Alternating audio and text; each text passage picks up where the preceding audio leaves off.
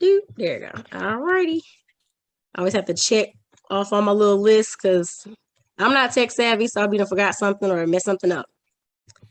Let me see. There we go. All right. Well, everyone, welcome. This is the Literary Cypher-April 2022. This is our 18th Cypher, so I'm super excited because we're heading into our second year. So we want to kind of like do something different. We haven't quite figured out what that different is yet because we kind of like this format, but we always want to be improving and being innovative. If everyone could, when you're reading or after you finish your reading, please put your information in the chat, all your links, your social media handles, all of that, so we can put it in the Cypher database, so everybody can find you. All right, because we want to support everyone here. We want to support all of our writers, everyone in the creative community. Okay, is everybody familiar with how the Cypher goes? Since I don't really have much of a voice, I'm not going to do the whole little hype man thing in between. I'm going to refrain from that. So we're just going to go one reader after the other. Did everyone have a chance to review the reader order? We're just going to do clockwise on the flyer. So first up we have Ron. Second, we have Omotara. Then we have Damien, Adina. Let me see. Hold up. I lost my picture on the side. Hold on, y'all. Sorry. There it is. Adina, then Mike, Britny, and then Miss Doris. You're gonna close us out. All right, Queen. All right. If everyone will mute their mics so we can be respectful of everyone reading in this space and give them the floor. And does everybody have their drink in hand? I know normally we do whiskey, wine, or some bourbon or whatnot. But I'm sick, so I can't do that tonight. Okay, you got your, there you go, got that good, that body armor. Yeah, stay hydrated. Oh, Adina, what's that? I see a goblet. Ooh, okay. It's just water, but it's a really fancy little custom-made little wine glass, but it's water in it. That's cute. Okay. Yeah, no whiskey for the Southern Belle tonight, y'all. I gotta keep it healthy, so I got my water. All right. So everybody relax, and this is probably the funnest and most chill Cypher, most chill reading that you guys will ever participate in. I try to keep it light. I don't like the whole stuffy, formal stuff. So let's just have fun and enjoy each other's company. All right? So Ron, take it away, bro. All right. Good evening, everyone. Pleasure to be with you all. My first piece is called Trigger Warnings. I'm requested to give trigger warnings when I speak of trauma. I live in East Baltimore, where clips load and empty. I don't get a trigger warning. I was in the daylight sun cutting front yard bushes. I heard a series of shots, turned to a man down 4 doors. Bap, bap, bap, bap, bap, bap. Body crashed to concrete. The assailant sprinted away. Dead on the sidewalk, I could have touched him for at least 5 minutes. Before the helicopter hovered, before they sealed the block, before they laid yellow markers. I spun to see a man in an alley, struck and fallen sideways. The shots were still ringing. I learned to distinguish between whistling after firecrackers and the silence post gunshots. But I am held captive to yelling egg-shelled mouths to warn them of triggers. While battle-tested mouths relived their ear-piercing triggers and thudding of fallen bodies. And across hood borders, bodies a fraction my age, ear cover as triggers whiz by their homes, down their block, and in their school. Tell a war zone child they need to give a non-stander a trigger warning. I am mandated to ear protect those who never ducked bullets, smelled the dead, held police tape, walked on sidewalk blood, twitched from screams and cries, followed the black bag zipper. No gun barrel held to the temple, the static ring and the cold sweat. I'm gonna smoke all of you. I was mugged and almost shot. Still, I was not zipped or tagged. I am lucky to be whole and intact. No migraines and tremors, no knife wounds or slug holes, no failing organs or broken bones. I would be rank to request those who chose to trust me with their story, those who ache and sweat, flashbacks and nightmares, to give me a trigger warning. I don't live with rounded edges, smooth surfaces, warning labels, and words that are harm-free. When I go home, I may step into a clear coast, or I see lights and hear sirens, or young boys pounding an old man, a man struck dead running from pit bulls, a car burning, onlookers raising red cups. I live in East Baltimore, where people sweep both sides of their street, deliver hot plates and corner groceries, sit with the elders and mind the babies. I glean wisdom from their pauses. Their parables have saved lives. The road to self-death is beaten. Their moxie nestles between scars, eyes gazing into the killing fields, exhaling demons through their nostrils, calluses from playing dealt hands, with wrists donning hospital bands, sweat leaking lead and liquid toxins. My fortune binds me to the quiet night. They raise silver cans in dark bottles, burning wax below marble steps, pouring libations to the absent. And my last piece is called The Trick. And I think all of you all can relate to this at some level. The trick. They seduce you with their attractive numbers and their benefit packages into believing they want you, they need you, you are the one. They hypnotize you with their open concept workspaces and their brilliant decor, hitting your hot buttons with their mission statement, their core values, their commitment to diversity, equity, and inclusion. They make you see you in them. In the break room, they have a Keurig machine, a Breville cappuccino and tea maker machine, fair trade ground coffees, yogi herbal teas, almond, oat, and soy milk, stevia, and raw sugar. The 2-week honeymoon is glorious. They learn your name, they listen to you, they ask you for advice. Tongues popping like snakes, they slither for family photos on your freshly painted wall. Facing you in the adjacent chair, eyeballs on your eyeballs, they savor every word. Then one day, they ask you to stay late. You are confused, but then you read your position description again. Other duties as assigned, dripping like Dead Sea Scrolls, you've been had. The institution wants your soul. It craves every crevice of your being body. They want you fixated on them, driving home, during dinner, in your bedroom, at your morning sink, at the breakfast table, driving to them. They want to fill your daily planner and take your lunch.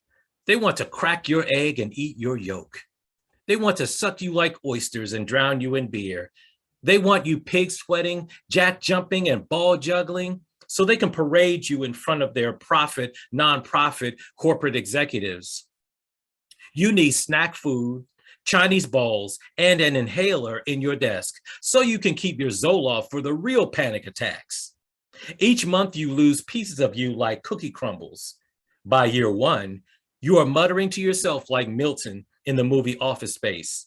Now you take lisinopril, Lunesta, and gabapentin, and you use all your sick leave as mental health days. You go to Target and ask, do they carry straitjackets? Before clocking in, you sit in your car, fog up your window and write, help me. You make a voodoo doll of your coworker who has one more time to say something to you. You draw a hangman on a Post-it note and write your boss's name backwards. You accidentally pour a circle of salt around your desk. You have visions of cursing out everyone at the staff meeting. And when human resources arrives with your boss at 4 o'clock in the afternoon to relieve you of your job because they are moving in another direction, you're steamed because once again, you have been tricked. Then you spill some hand lotion out of your cardboard box so that security will slip on the way to escorting you out. Thank you.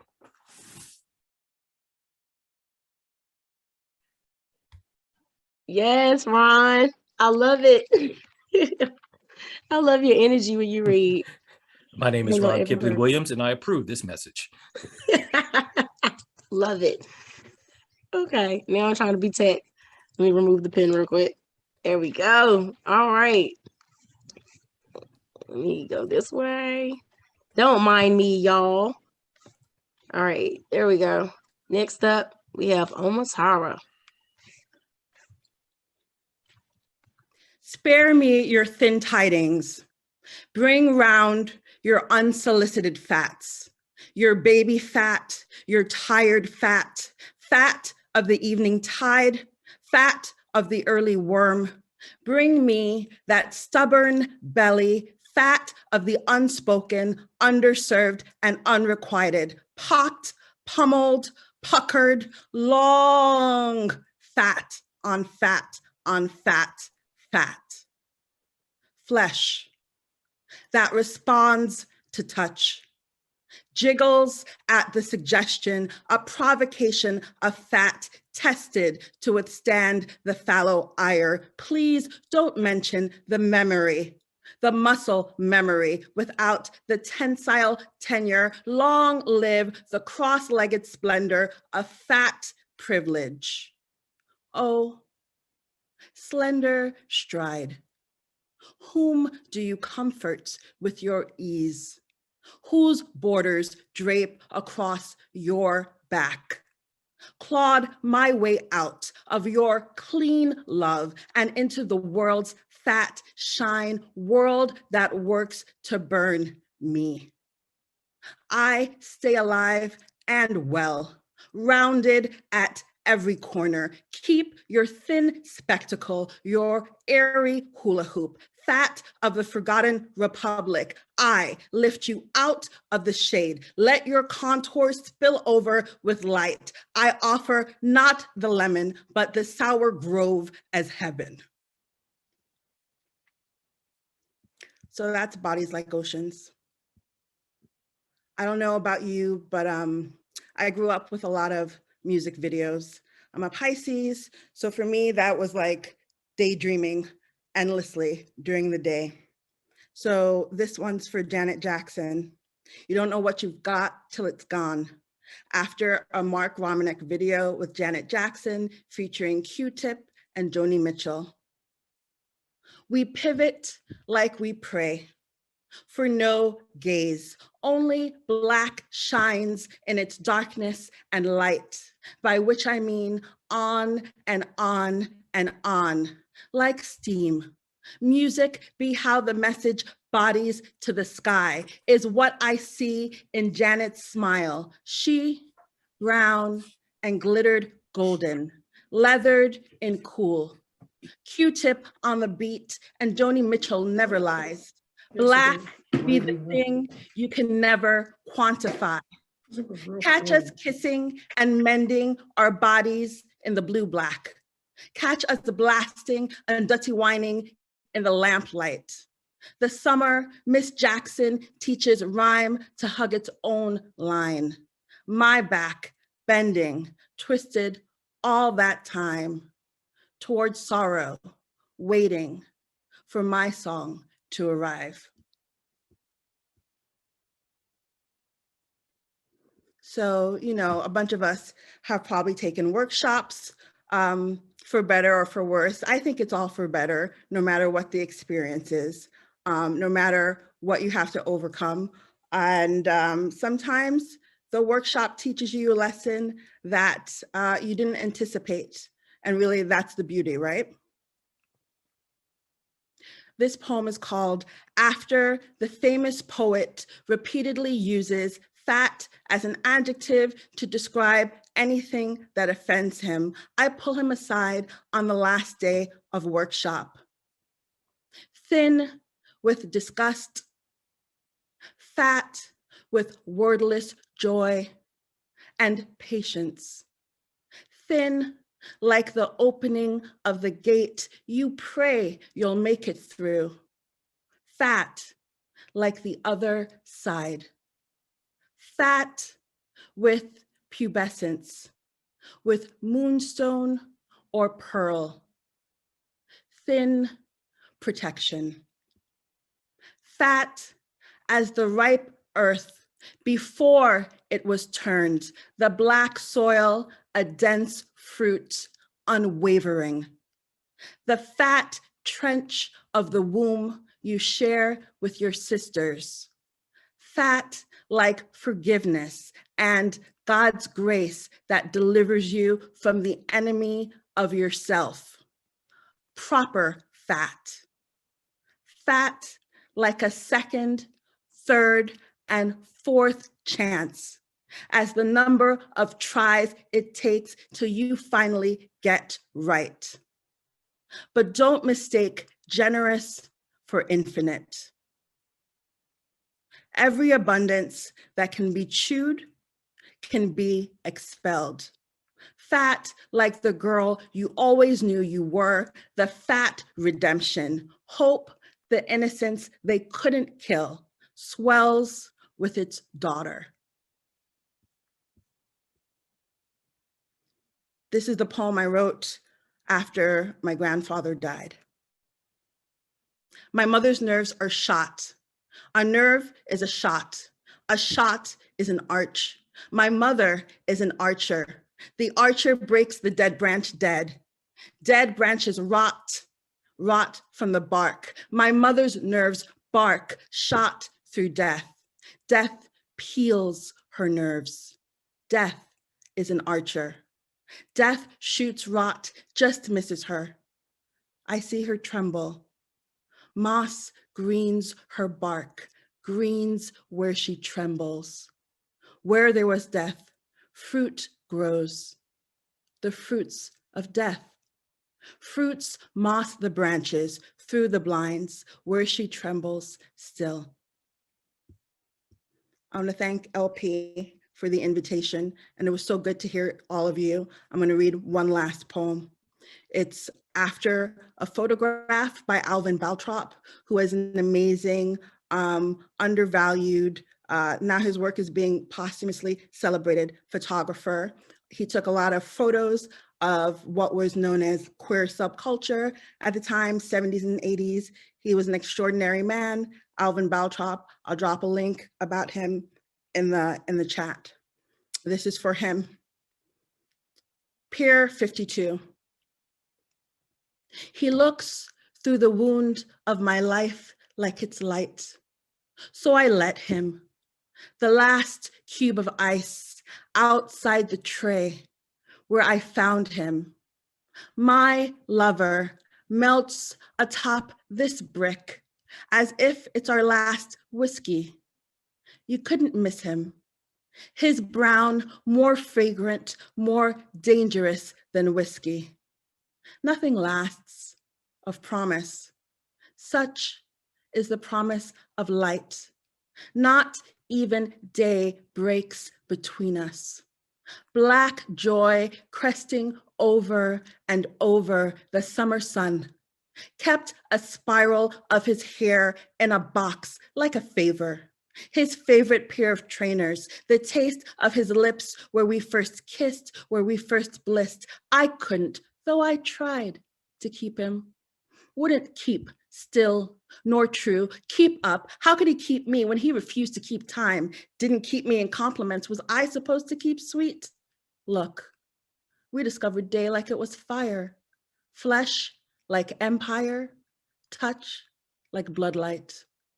Yes, count me down like a missile, as of tomorrow and the day after, as of this darkening gelatin and silver, as of the moon and the monsoon rain, as of these piers, as of America and all its splendor, as of the alleyway and the archive, as of this f-stop and this fuck and the next, as of this click and shutter, as of the daffodil and every queer thing that obliterates winter.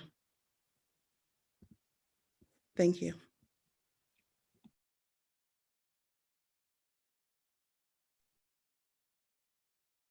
Everybody, can you hear me? Oh my God, amazing, amazing. Thank you so much, Omotara. All right, the pen. And then there we have it. There he is. All right. Next up, we have Damien.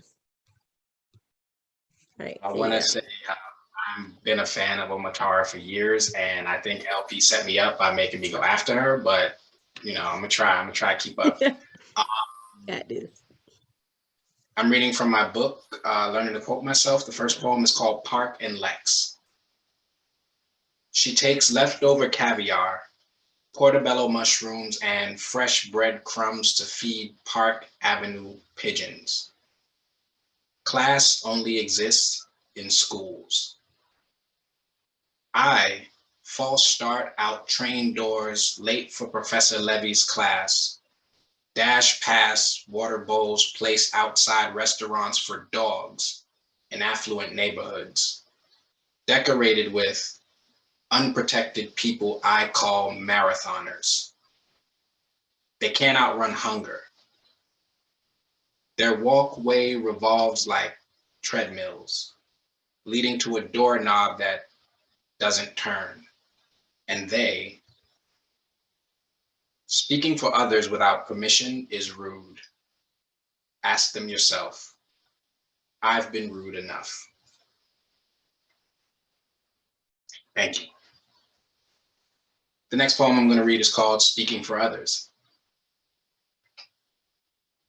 Excuse my rudeness, but from you she's learned separation, like stained glass held behind the moon and in front of the sun. Hate for dark skin is an immovable object in a world of stoppable forces. She's still your little girl, arms out, eyes bright, awaiting your hug. You could lift her up and spin her around like a father who approves, but you don't. You yell. Your fingers point in disapproval. She loved who she loved. Shotgun hands clap clean, thunderous words thawed off and unloaded, echoing, alliterated explosions. A buckshot dissolves connected skin, then spreads in a cycle of sever and cauterize, recycling blood to reduce scabs.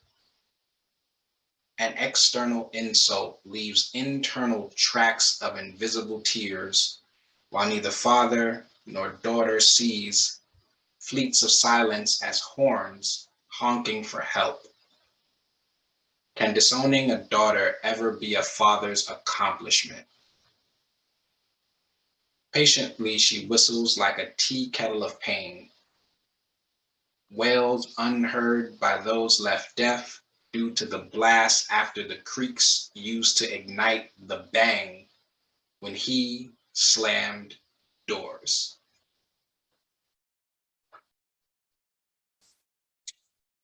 Thank you. My next poem is Couch Sessions. Schizophrenia is characterized by abnormal social behavior and a failure to understand reality. Hearing voices, false beliefs, unclear thinking, and lack of motivation are common indicators, but definitions don't ask if you want to be defined. Do you know how lonely it is to think differently? We're all miscategorized, I guess. I argue with myself. We debate whether I'm a martyr dying to make a difference or being ignored because different is defined by discomfort. We're not on speaking terms right now. We learned that a conversation is more than one person talking. I remind myself that they can't be me, especially us. Correcting grammatical errors with pronouns can be empowering, but you can't be fixed. You've never been broken at any point in your life. Thank you. And the last one I'm going to read is called Little League. And then before I read it, I just want to show everybody a shirt. You can get it on my website. It's a quote of mine called "Stop Making Excuses for the Wrong People." Something that I feel like is happening a lot, right? There's a lot of excuses being made for the wrong people, I would say. So if you like it, check it out. So let me read my final poem. Little League. To the victor went our history. A checkerboard-shaped shadow floats over my head. Like most clouds, it looks familiar, but now a dirty net is bear hugging me. Pale hands pull the net. The net drags me through coarse coastal sand I learned to fish on. My legs filleted. There's a red trail, blood tears. Pain pilfers silence. I screamed and learned silence can be beaten back into you. Shh. Centuries later, I wake up in a classroom surrounded by signs of unfair play. Due to generations of unsportsmanlike conduct, I see flags and think penalty. I struggle to stand, my leg, so I raise my fist. Regardless of my question, the answer I get is shh. After centuries of satisfactory job performance, the dirty net retires, gets bleached, attached to trees in strange fruit groves, and renamed hammock. I exist, misnamed. There's no such thing as balance when oppression is on the scale. New names were for you to speak. We both know you never wanted to talk. Centuries later, I stand up, walk to the front of the classroom and whisper, please be your brutal self. Sitting became more painful than trying to stand. A coward's hand jitters through an attempt to introduce its body, an extension of guilt. I won't shake. I already know you, and I'll address you just the way you were.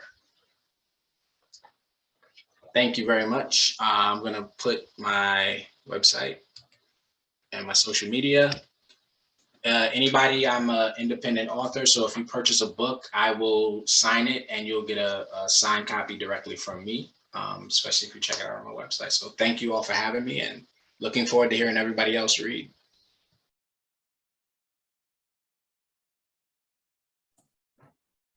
Thank you, Damien. Always so dope. I loved it. Man.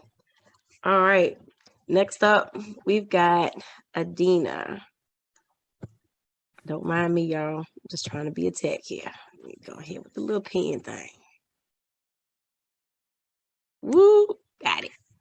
All right. Awesome. So this essay I'm going to read is called The Black Woman Commandments I Cannot Keep. I love your hair. You did it yourself? Oh, thank you. I wish. I can't cornrow. Wait, you're a little Black girl and you don't know how to cornrow? Correction. I'm a whole 30-something Black woman who doesn't know how to cornrow.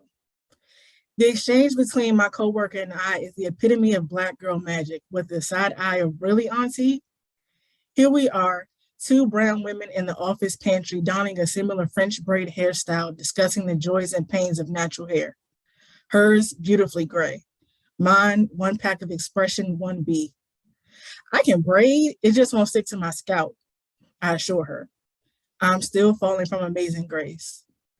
We continue talking curl patterns, extensions, and YouTube tutorials as white colleagues take a trip to the Keurig or grab their carrots and hummus lunch in the fridge. It's all love between auntie and me.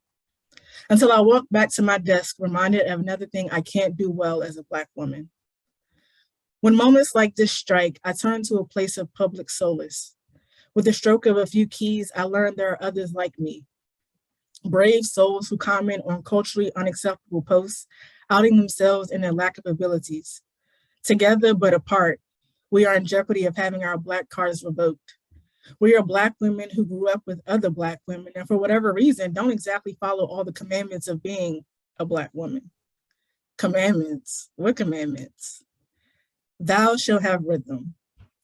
It's one of the reasons I've never been into the club scene. Well, aside from the fact that I have to dress a certain way to gain entry into an overcrowded space with loud music, expensive drinks, and people that may only be attractive with the lights low. It's the main reason I don't throw myself birthday parties. I'm among the small percentage of Black women with no rhythm. Listen, it's not a gene I inherited. And last time I checked, you can't exactly teach rhythm.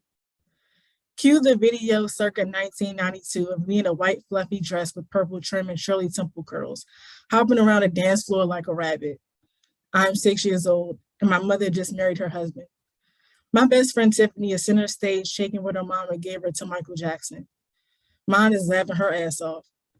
Fast forward a few minutes and you will see the beautiful bride guiding me step by step through the electric slide. This will be the only line dance I ever conquer. Being that Black woman with no rhythm is oftentimes painful. Like when I try a new fitness class and see white people outfitting me. To make matters worse, I'm from DC, home of go-go music. I can never get too excited when a Congo lace beat drops because I never learned to beat my feet or work the walls. And by the time I was able to drop the Unabomber, it kaboomed. One of my biggest fears is that I will fall in love with a man who will want to role play as Jay-Z and Beyonce on tour. They will expect a public grind fest when in actuality, I prefer to be Hove and do as little work as possible. Drops the mic, throws up the rock. Thou shalt know how to play spades. I have a confession. I keep a pack of Uno cards in the pocket of my driver's side door. I never know when I might be in the mood to slap a draw 4 on an unsuspecting cousin or friend of me. When folks yell, who trying to play spades? In social settings, I never yell back.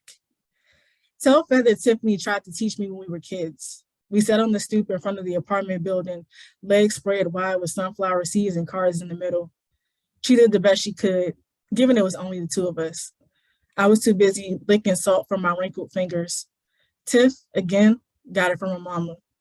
Every weekend, Miss Karen and 3 of her friends sat around the dining room table sipping Pepsis and adult drinks, tipping the nose of their cigarettes into ashtrays, slapping cars and cursing at each other for hours.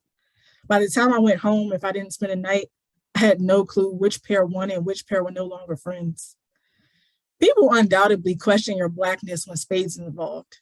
And thanks to Black Twitter research, we can unanimously agree, if you have not learned the game by now, ain't nobody gonna teach you. And I'm okay with that. I can't keep score. I'm liable to underbid, and I don't always remember which suit led. You know what I can remember? That I only need one card in my hand to win a damn game. Uno out. Thou shalt strut in heels, sis.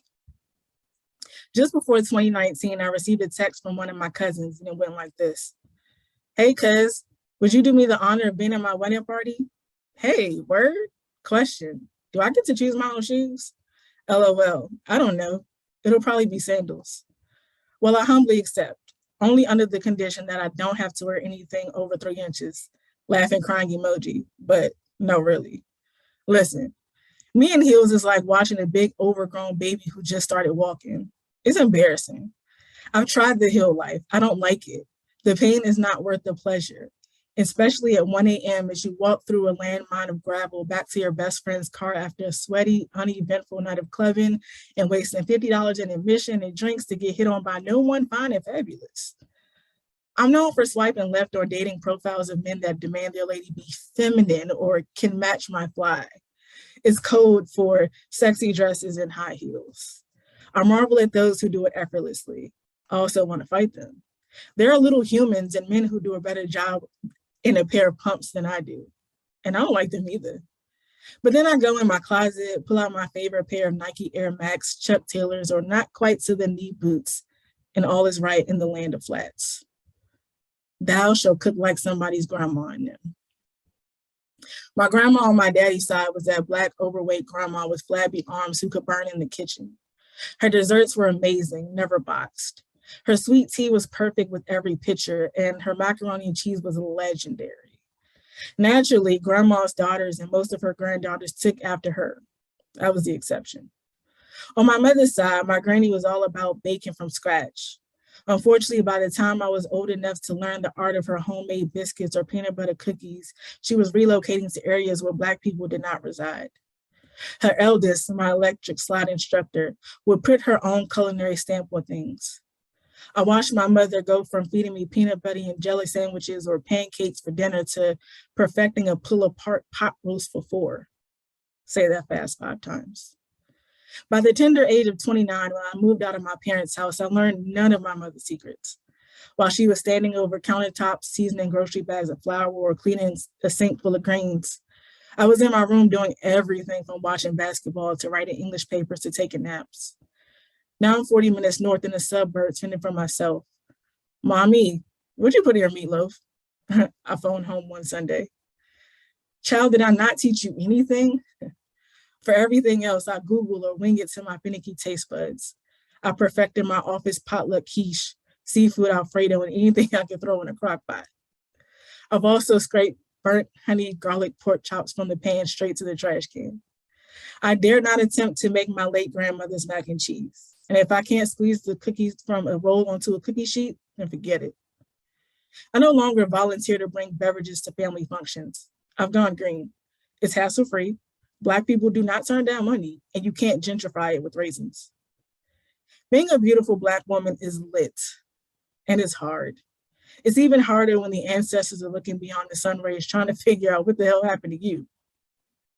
Now, in case there are any aunties, nanas, cousins, or homegirls who want to know at least 5 things us Black commandment breakers do well, stay melanated, serve as a perfect balance in any sphere, dance to our own beat, no, really, side-eye cultural norms, and summon the mighty force of Black girl magic. So to my boos who can't thread 3 strands to your scalp or keep some of the major Black woman commandments, this is for you. I love you. I love us. We should get to Black heaven and meet Black baby Jesus because there's no one Black woman who will ever get it all right. And that's okay. We're still right for the culture, still Black card carriers. And we deserve our invites to the cookout, even if it means we're bringing ice or off. And if you feel inclined to testify to breaking one or all of these commandments, I'm here for you, sis.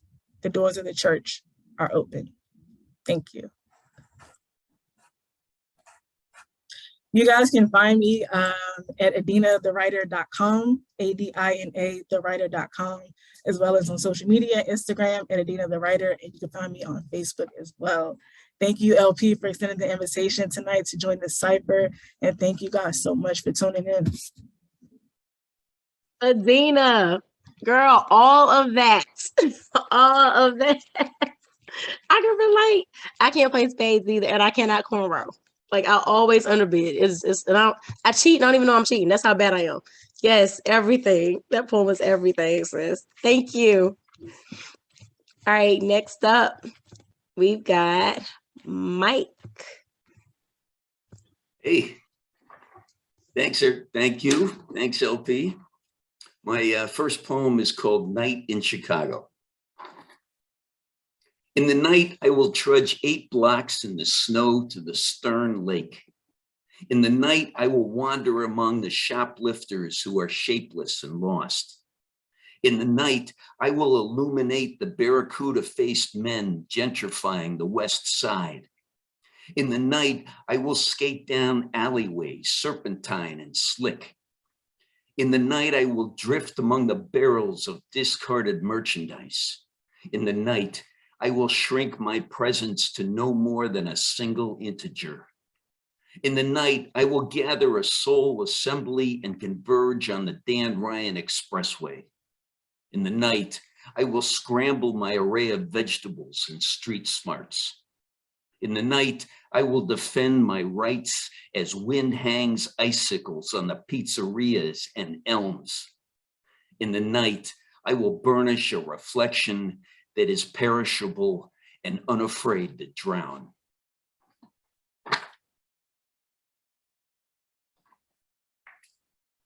My next poem comes from my book, Central Air. You can kind of see it. This is a poem to inspiration. You know, sometimes you're writing and you don't have a clue and you're looking out the window and nothing's happening. But I've learned if you stay with it long enough, things happen. This is called Man Digging a Sidewalk. Morning at a busy intersection, under a large elm, a young man with thick, short arms digs up a sidewalk. He works steadily at his own pace. I watch him and the elm's leaves that have turned yellow and are now edged with brown.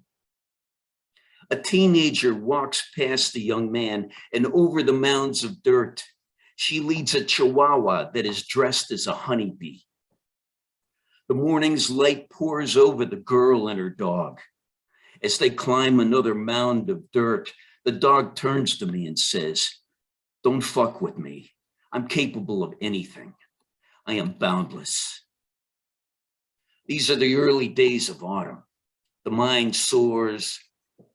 Let our bodies keep watch over the work.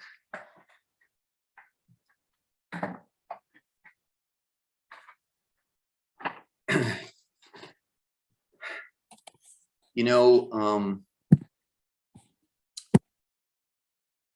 the United States has always considered itself to be a beacon of democracy. And that's a good thing. Democracy is a good thing, but it's not enough. We don't have a great track record as far as taking care of those who are not in the majority. The entire efforts of Black Lives Matter, of feminism, of gay rights, all the rights of BIPOC people, they're all a commentary on the limitations of democracy. This poem is called Democracy Has Lifted Its Voice, and there's an epigraph by James Bovard. Democracy must be something more than two wolves and a sheep voting on what to have for dinner.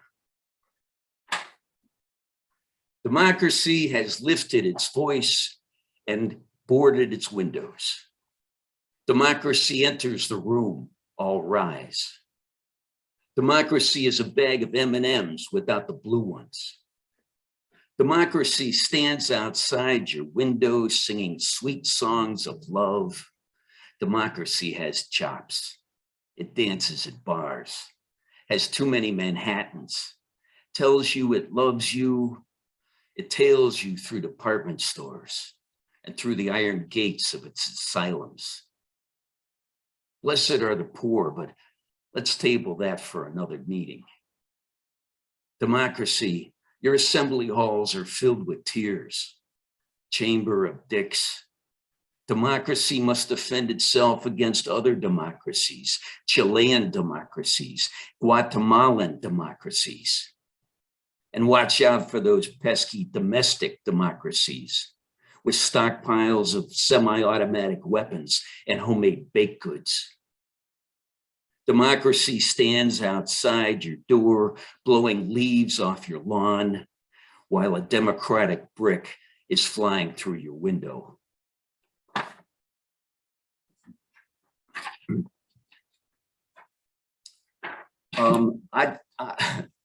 I want to tell you, I am just knocked out by the readers today. This is a great series. The writing is at a terrific level. I am very, very happy to be part of this reading. My last poem, I teach at the Federal Correction Center in downtown Chicago. I teach creative writing. Learning the stories of the people I have contact with have inspired this poem. It's called The Astounded Soul. The astounded soul rises before the man. It hovers as he fills his bedclothes with breath.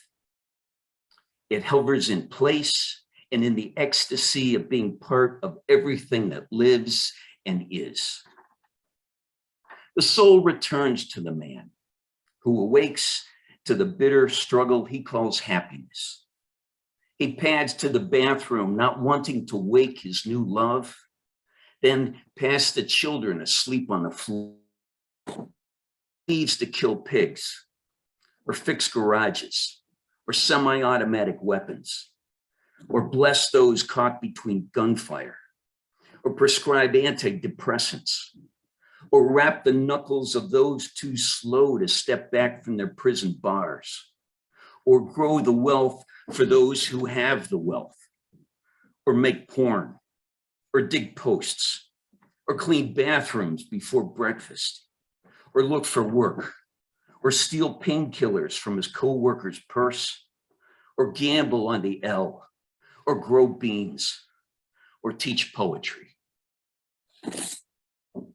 Thanks, everybody.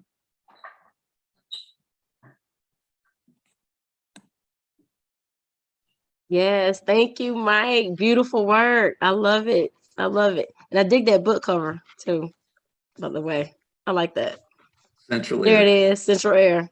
Yep, that looks familiar. All right. Next up, we've got Britny. Hi, everybody. Thank you so much, LP, for having me here. I am really grateful. I'm going to read just a few poems. One of them is old, and it's been something I've been revising, and then a couple of them are new. So thank you so much for being here. This is a Genealogy of Dreamwalking, and it's about a dream that I had while I was writing my MFA thesis. Genealogy of Dreamwalking, after Afro Blue. Lay the best way in bed, on your back, one leg on your knee, chasing shadows on the ceiling, like the way Shikamaru merges his shadow to the shade of another being. Listen to every version of Afro Blue, Santa Maria to Badu, more feelings of familiarity. The ceiling's map begins to roll like real hills do, mountains, chartreuse, green-gray infinite. Let the beat of your earbuds cascade into hand strokes on congas, marimba roll, piano ring, woodwind timbered. Voice or flute riffing on the B-flat pentatonic blues scale until you free fall into a dream where I'm lying naked, pressed against a cocoa-hued body, a bruised orchid placed in a book for safekeeping until our destination. My body cold on one side, warm against a man's body on the other side I did not know. In a bed that's hardly a bed. When I come back to knowing I'm in a strange bed with a strange man, a figure shrouded in shadow, tracing wings into the thrashes down my back, still bleeding, hot as iron branding, his voice, the sound of shackles, bells of awakening. These wings have now been baptized.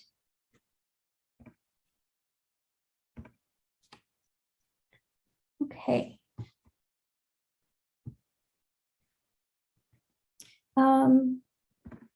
I didn't think I was going to read that fast. I'm going to try to slow down, but the next poem I'm going to read is it's more recent, but definitely. So I'm really thinking a lot about climate change and how it affects my generation, and especially how it affects my family. And I'm actually taking a workshop with Bernard Ferguson right now about climate change and the language of climate change and how we can use that in our poetry.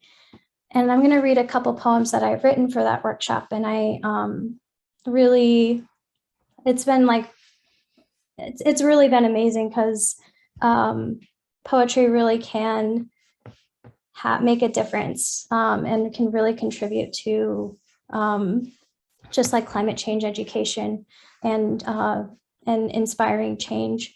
But this is kind of a poem that is in between my last poem and these poems that I'm exploring about climate change. And I think one of the coolest things about just being a writer in general is like our attention to detail and being observant and really like looking at the big world and bringing it inside. And so I had learned something that I can't really like talk about very much, but I had learned something about my family and it had affected me. And then I had started thinking a lot about landfills and because something precious had been thrown away. And I was just thinking about the act of throwing things away and what we get rid of and what we consider waste and what we consider treasure and recycled. So this poem is about those things. And it's titled Landfill. This is where our wealth haunts the earth. Bulldozers leveling back to dirt, frayed comforters, pieces of faces ripped from family photos, Mancala marbles clanging at the bottom of a black bag with dull spoons in a steel urn, sanctifying mounds of our past hope. Metal corrodes quick, and this acidic environment leaves behind gold leachate, turning the land into venom. Like ichor, it disenchants the wind, ashes yoked in an alloy vase. Even when we drove past this graveyard, ice-capped on I-40, I smelled our bygones begging me to wonder, will I become that slurry if my bones are scrapped this way? I worried about the lost chicks a farmer ordered during the pandemic, the possums harvesting unfertile and half-hatched eggs, and the jewel carts or boba straws that sneak off into the ocean after I use them. I used to have hermit crabs with pokeballs painted on their shells, prayed they made their way back to the sea when they were lost, found them petrified under the kitchen sink instead after 7 months, which is to say, we threw them away too, with all the Jehovah's Witness propaganda, the red leather Bible you gave me that shed its spine. If no one can create matter nor destroy it, will waste come back to us in one form or another over time, like ancestors coming back as sisters, mothers, brothers, cats, as a quilt of satin scraps, cracked MJ CDs, unraveled buttons. Can we give these things a second chance? And then the next poem I'm going to read is, wait, how much time do I have? Oh, shoot. Actually, I don't have that much. I don't have much time. You good? Okay, can I read one more poem? Yes, please Okay. do. Okay. So the next poem I'm going to read is one of the newer poems. This is titled Microscopic View of a Honeybee, and it's inspired by one of my good friends. Her name is Ash, and she wrote a poem about this instance, and this poem is about this same instance. Sort of, it kind of changes. Okay, Microscopic View of a Honeybee. One day, my dear friend and I walked from campus to the local boba shop crepe place in Carbondale, Illinois. The July sun soaked up the rest of the ground's water, fallen from the thunderstorm a month before, like honey melting into my strawberry crepe. We were in a drought. Outside of the tea shop, I approach the first creature I notice, a honeybee stopped on the porch stoop, fallen from the sky, dehydrated. I remember learning in a TikTok video that resting bees are hungry and thirsty, so I feed it droplets of my passion fruit bubble tea with a large plastic straw and walk away because we have to save them. 2 years later, a stranger at a conference on climate change tells me, this photo is a honeybee collecting pollen on small yellow flowers, but it's actually the face of a long-horned beetle, which looks like a bee to non-scientists. I learn that the mirrors beaded on their face are compound eyes able to peer past polarized light. There is one species invasive here who burrows their larvae near the heartwood of hardwoods, girdling maple syrup from sugar bush trunks. Thank you. I really appreciate y'all. Thank you so much. This has really been an amazing reading. Thank you, Brittany. Beautiful work. Beautiful. I often think about climate change too, and the whole carbon footprint. Like, I'm kind of conscious of everything I'm throwing away. Like, oh man, did I just throw that in the trash? Could I have gone in recycling? So yeah, I feel you on that. I can definitely relate. Beautiful work. All right. Last but not least, gonna close us out, Miss Doris. You know, I had to get my women in bloom, sis. Hey, LP, hey, everybody. Dr. Doris is my name, okay? Excuse me, Dr. Mama Doris, y'all. It's or not Miss or Doris. Doctor, okay? Dr. Doris. Okay, Doctor, okay. And all of you live in cities, except me, not me. I live in the country. So here's my quick introduction. I feel like I have 1 minute left. Do you have to shut down now? No, ma'am. Okay. I'm gonna be aware of the time anyway. I will put 7 minutes on here. When it gets to 7, I will stop talking no matter what I'm saying. How about that? I'm gonna do that. I'm gonna do that right now. So I am so delighted to be here, and it makes me very, very happy. It made me happy when I got LP's directive, come, it's relaxed, come and have fun. So here's what I wrote. Introduction. Thank you to everyone. Thank you to LP particularly. I love the idea to come and have fun. I like that. You know why? I tell you why. It seems like too often I, as a poet, not you all, but me, I spend an inordinate amount of time and energy on the ongoing horrors in the world. I describe, denounce, declaim, pronounce. I solve all the world's problems, and you better know it too, okay? In one form or two, I got all that shit solved, okay? But LP said have some fun. How to do that in a revolutionary, transformative, evolutionary way. One way is to energize what we do want, not what we do not want. To put thoughts and words and actions into our visionary, benign world being. If we put energy into what we want, yes, thank you, Shaniqua. Put the energy into what we want.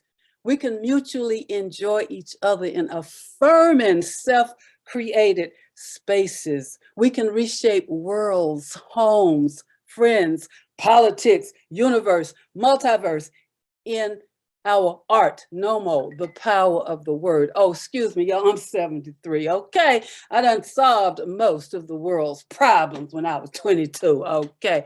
To think about and create, as Lucille Clifton says, the good times. So tonight I'm sharing a few poems that are fun, even silly, about things that make me feel good. Yes, LP, the power of the word. And in doing so, I invoke joy and well-being for us all. I'm reading a few pieces of good time poems from my book, Dancing in Time. Now, before I do that, I'm gonna tell you what I wanted to do was to have you sing this poem with me. You know, that movie, Sister Act with Whoopi Goldberg, and she turned it out at the end with joyful, joyful, we adore you. Do you know that? Joyful, joyful, we adore you, God of glory, God, da, da, da, da, da. That is a most profound poem. It is a poem. And any choir that sings that is just powerful because the song is powerful. Well, I decided not to do that. But when we meet again, be prepared so we can sing that together. Everybody will write a stanza and everybody will get okay. Britney's ready. I can see Britney's writing the lines already. I can see Mike grinning. Yeah, get your students in it too. Oh, it could be glorious. We can create the world we want. We can dance and sing and paint it into being. So this is sort of like that. This is for Aretha Franklin, written on the 16th of August, 2018, when I had been at Alternate Roots, which is an arts and activism camp. That's where I learned she was gone. And then when I came back, of course, everybody on Facebook and everybody on all those other social thingies was all, oh, I heard Aretha when I was 3. She changed my life. So I said, okay, I'm gonna try to ignore them, but Aretha was gone, and gone parts of our generation's life, dumbed by noisy public mourning tributes from New York's Apollo to New Orleans, 24/7, second lines around the world in my head over and over her name. It's okay, I tell me. It's okay to privately grieve my own way, to say nothing, but then very well, oh, why not? Let's play this one-up game, okay? How much Aretha meant to me. Okay, so first, if you were just barely born in the 1960s or 1980s, you is new, okay? You cannot play based on your parent or grand's music memories. Don't come up in here talking about, oh, my grandma played Aretha every Saturday. Ew. And you think you get points? And nothing personal and no offense meant, but white people can't play at all unless you Walter Cronkite or Ed Sullivan or one of them. Got it? Aretha belongs to us. I own that 1969 greatest hits vinyl album, the one with her, If Ever I Would Leave You, that one, okay? Oh, here comes somebody going, snap, I got the one she did before that. No, you don't, ain't none before that. I know all the words by heart, from Rockabye Your Baby with that Dixie melody and Sweet Bitter Love, and God Bless the Child that's got her own. And we danced and sang our way through a chain, chain, chain, chain of fools. And then, baby, I love you. And if you want me to be a do-right woman, you got to be what? Do right all night, man. Aretha belongs to us. She taught us 2 steps, stepped it up and brought it back down with dialogue. For the tongue-tied or shy, you sure it's me you want to talk to tonight. Everyone in town's got your number. Everyone's got you pegged right. Running out of fools. I own that scratched up piece of vinyl. I own this round of grief. I said, I got you. And of joy and memory wealth. This August early morning, just about there, of heavy smothering air and tiny beige spiders on the screen door, quick hard broom whisk, deep breath in. Should I say it? I will say it. I will even sing it. I say a little prayer for you in memory of Aretha, in honor of Dionne Warwick, in praise of all of you and all of us. I say it, then I say I won't. And then again, yes, mommy, Aretha, I rock steady on out the door. Thank you. Thank you. Just a little fun up in here. That's it. Thank you. You're on mute, JLP. Yes, thank you, Dr. Doris. I love your energy. I love it. Yes, I grew up, I meant to say that, but I felt like I had to hurry up and get this done. But I'm up here in Northeast Georgia in the Cherokee homelands, and we are in a very, thank you, Dr. Everybody, y'all so sweet. It's just that when people say miss, I love you anyway, but Mm-hmm. I am shocked. I got a PhD. Come through, okay, Come from through. University of Southern Some California. respect And on it. in my having that, hey, Damien, you in Georgia too. So I'm up here in the country where we didn't have nothing to do in terms of energy, except entertain each other. When I was growing up, we loved each other. We sang with each other, as you can tell. We knew all the songs that came out. That's where the energy came from. The people I grew up with, I praise and give honor to my ancestors and ancestors. Thank you. Thank you. We appreciate it. Hold on, let me see if I can remove the pen and change my view so I can see all your lovely faces. Oh, there we go. That was dope. Everyone, you guys did such an amazing job. Thank you so much for being here. I appreciate you all so much for being in community, giving us your words, lending your time, and just sharing this space with us. I'm not going to talk too much because my voice is starting to go the other way, but I will keep the meeting open for a few extra minutes if you guys want to stay on and chat. If you haven't already, please put your information in the chat box, your IG, social media, links to your books, all that jazz, and we'll make sure everyone gets it in the Facebook group, the Literary Cypher Facebook group. Any announcements that you have as well, I forgot to mention that in the last one. Any readings that you have up and coming, please let me know about them so I can promote them and I can share it in the group as well and on IG. Okay. And hold on, let me get a drink of water because I'm over here about to lose it. LP, I forgot to say at the Yeah. top that I have a Patreon page. I just became Oh, yeah, a share that. full-time artist. And so I have a Patreon page. And for those that don't know how Patreon works, it's a great platform to connect creators with patrons. And I encourage all artists to get a Patreon page because it's a great way to have that direct connection. And it's a member-based, patron-based kind of thing. So you set up tiers of membership. So you know, like on my Patreon page, it's as low cost as a cup of coffee.